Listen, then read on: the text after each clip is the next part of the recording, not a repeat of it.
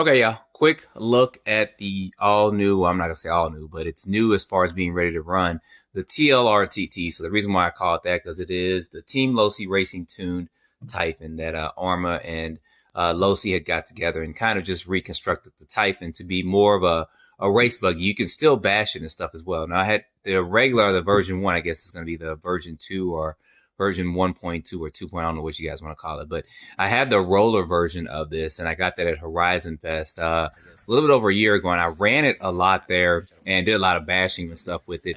And the car actually held up. I mean, we did a lot of running and stuff with it, and then towards the end, somebody actually kind of landed on my body, which was kind of funny. But we took it to their bash track, and we ran it up there and had a blast with it there. And then since then, I've run the vehicle several different areas, and I also took it to a track.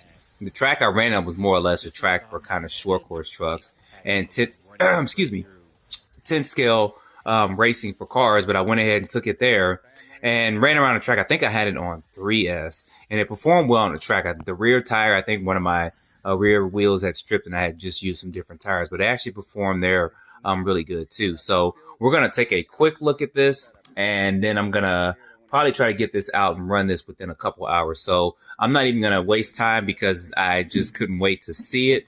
And I went ahead and I pulled it out there.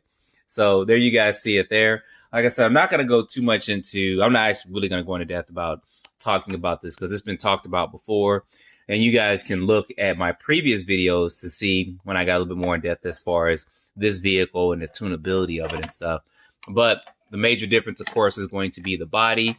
And then it does come with a Spectrum system with it, too. And it does come with this radio, this SLT3 radio. Kind of wish it would have came with a DX3, but they probably didn't include it with it because you can't use ABC from what I recall in racing. If you're going to go to a racetrack, it's going to be kind of illegal to use something like ABC, I believe. But I can't remember if you can use that TSM and all that. I'm pretty sure you can't when you race. You probably can in a local track. They may let you get away with it, but I think when you're going to race on a circuit and stuff like that, you definitely couldn't use it. But anyway, that's going to be a look at this. Like I said, I'm not even going to go in depth with this. I just wanted to show this to you guys. We do have one in the house right now, and we will get this out and get this running. You guys see the bottom of that chassis and stuff. The only issue I had with my previous one, the version 1 or the roller version, was that I did bend the front shock tower. I did a jump and I landed and I kind of bent the front shock tower. I think after several landings and stuff.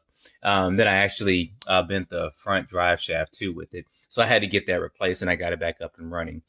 So that was about it with this. But this thing looks good. Like I said, I'm not going to go in depth with this. I'm just going to go ahead and I'm going to get a battery charged up. And we are going to take this out and get this running. So you guys stay tuned for that. Probably within a couple hours, I'll take this out in just a bit and get this bad boy out and running. So don't forget to like, subscribe, and stay tuned for more videos. Thanks for watching.